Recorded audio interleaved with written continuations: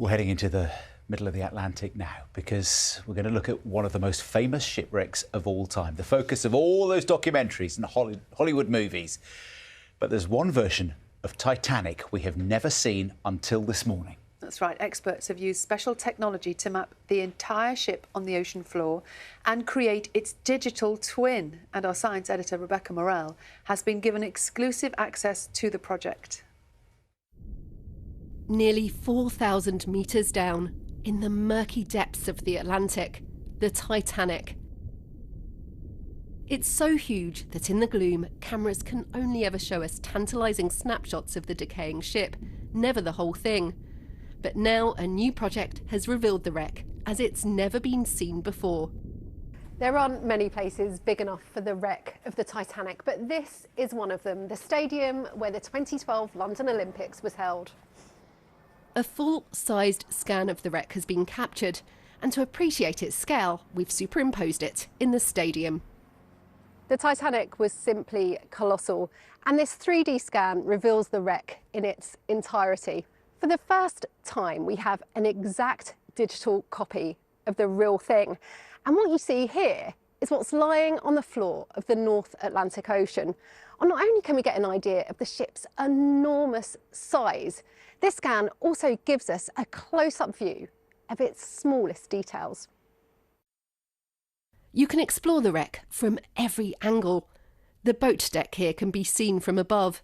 The gaping hole provides a glimpse inside, where the grand staircase once stood.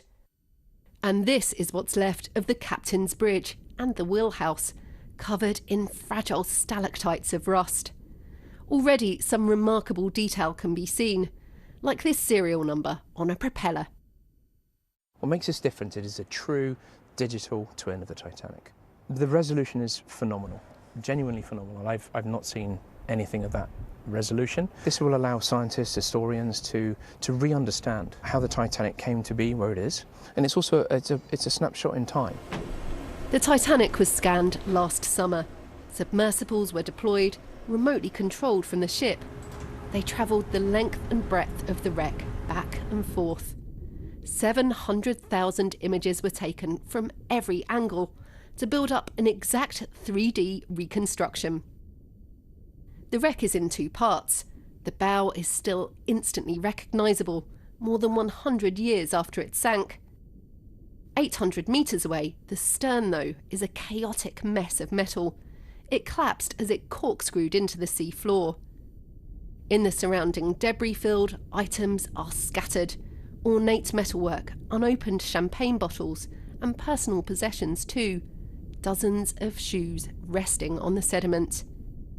Despite how extensively the Titanic has been explored, there are still many fundamental questions. The hope is this scan could provide answers. We really don't understand the character of the collision with the iceberg. We don't even know if she hit it along the starboard side, as shown in all the movies. She might have grounded on the iceberg. And this photogrammetry model is one of the first major steps to driving the Titanic story toward evidence-based research and not speculation. The sea is taking its toll on the wreck. Microbes are eating away at it and parts are disintegrating. Time is running out to find out what happened on that April night in 1912, when more than 1,000 lives were lost. But the scan now freezes the wreck in time and allows experts to pore over every minute detail. The hope is Titanic may yet give up its secrets. Rebecca Morell, BBC News. It's amazing, isn't it? It's Absolutely stunning. Incredible to see it. And we're delighted to say we're joined now in the studio by Anthony Geffen, who's the Chief Executive Creative Director of Atlantic Productions, one of the firms behind this project. I bet you still can't quite believe it when you see it on the screen like we have this morning. No, I mean, this is the first time it's been revealed, and it's been a long time coming, a huge amount of work. But it's amazing to actually see it now, and the detail. The detail is phenomenal. I mean, they've literally captured one-to-one resolution on a digital twin, which is pretty extraordinary. Talk us through the detail. What can we see that we haven't seen before? Well, I first went to the Titanic about 5 years ago on an expedition because nobody had been to the Titanic then for 14 years. And what we were looking at is what's the state of the Titanic. And it was extraordinary, and Titanic just captures you. in a way. So what I really wanted to do was to be able to go back and break new ground, to actually capture the Titanic in a way that we could properly use science to look at what happened on that fateful night. And we met up with deep water specialists, Magellan, and they mounted an extraordinary expedition to the Titanic to capture literally every rivet, every detail, using scanning and other technology. And that gives us, I mean, what I never dreamt we'd have, an ability to literally look around the site to find out what happened, or we will find out because the journey's beginning now, to find out what happened on that fateful night, but also the details of the personal stories. You know, we can actually tell from the wreck, we can see personal details and tell personal stories. Which is really important, isn't it? Because I think sometimes we get fascinated, obsessed with the structure of the ship. Understandably, phenomenal achievement to build and then lose. But it's all about the people. It is all about the people, and I mean, you know, just a couple of examples of what the scientists are already what's coming out of the wreck. We can go to Boiler Room 1, and Park Stevenson, one of the Titanic experts, has worked out that when it actually imploded at the top of the boiler room, and so it was alight when it into the water.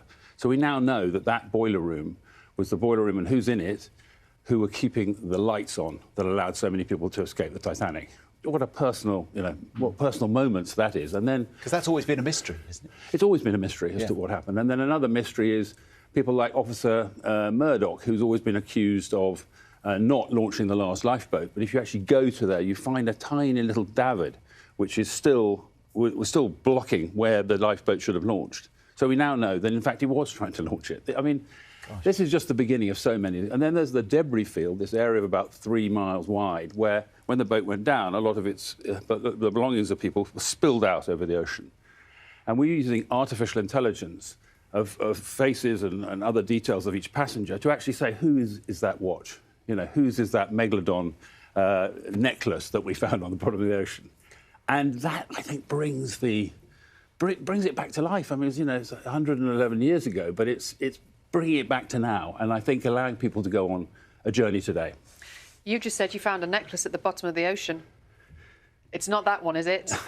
No, it's not. We haven't yet found that, but you know, you've got to understand this is masses of data, and the experts are only just beginning to find, you know, extra detail. We found a cherub that was inside the main staircase area. I mean, all these details, you know, day by day are coming out. And one of the things you said earlier is you said, we're going to find out what happened. And you've given us some of the personal stories. Don't we kind of know what happened? We had Parks on the programme earlier on this morning, and he gave us his theory. Do we really know what happened? OK, what's happened is, and, you know, great explorers have been down to the Titanic, Ballard and Cameron and others, but actually they went with very low-resolution cameras, and they could only speculate on what happened. We now have every rivet of the Titanic, every detail, and we can put it back together. So for the first time, we can actually see what happened, and we can use real science to find out what happened. Now, I didn't think that was ever going to be possible, but it is, and it's now being captured, so it's very exciting, and it will take a long time to go through all those details. But literally, week by week, there are new findings that we never knew existed. In 2012, for the centenary of Titanic, I went to the wreck site for breakfast on a ship, and we didn't go down, but we just stayed on the surface of the water, and on board that cruise ship were hundreds of families whose ancestors were on board Titanic, and many of them perished. And I know that some of them are a little worried about the intrusion, the diving. They think it should be left as a gravesite on the bottom of the water. Well, what do you say to people who think that this is a little intrusive and we should just leave it? With all our projects, we've involved family members of survivors. And all we can say is that a large number want to know what happened. And don't forget, this is totally non-intrusive. This is, you know, none of this technology ever touches the Titanic or goes anywhere near the Titanic, so it's non-intrusive. The bodies are long gone because of the conditions down there. And I think, you know, I would hope that the majority would want to find this out. But it's very important that whatever we do, and we do in conjunction with the families of the survivors. Anthony, it has been fascinating to talk to you and to see those images this morning. You know, it's one of those things, isn't it? You think you know what happened. We actually don't know at all, do we? Finding out so much more. Yeah. And I think, you know, I love the fact that we will be able to, in the future, not just we're making a film about it, obviously, you know, all of us will be able to walk using, you know, we'll be able to walk among the wreckage of the Titanic. And I think that's pretty extraordinary, really, and a new way of experiencing history. OK. Anthony, thank you so much for sharing those with us this morning, for coming in. Really appreciate your time. Thank you. Thanks.